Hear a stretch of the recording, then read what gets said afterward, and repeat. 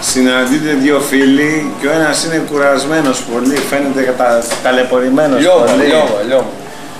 Του λέει ο άλλος, τι έχεις ρε φίλε, του λέει, γιατί είσαι έτσι, του λέει. Του λέει, πού να στα λέω, λέει, πες μου.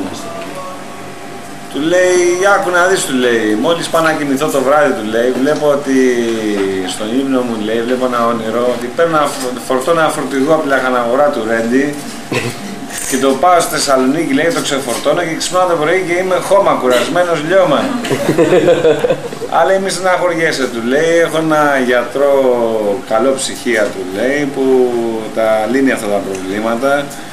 Του δίνει τηλέφωνα διευθύνσεις και αυτά, ξέρω εγώ, του λέει, πήγαινε εκεί, θα στο λύσει το πρόβλημα. Πάει αυτό στο γιατρό, του λέει, τι έχετε, του λέει ο γιατρός, του λέει, το και το. Αλλά μη στεναχωριέστε, του λέει, πάρτε εσείς το φορτηγό, λέει, και θα σε περιμένω εγώ, του λέει, στη Λαμία, το πάρω εγώ το φορτηγό, το πάω εγώ στη Θεσσαλονίκη, το ξεφορτώσω εγώ και εσύ θα ξεκουράσεις το πρωί.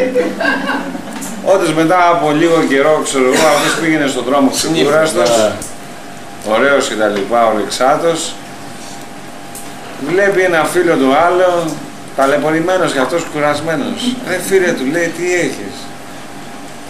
Πού να στα λέω, του λέει. Λέει, πες μου, τι έχεις?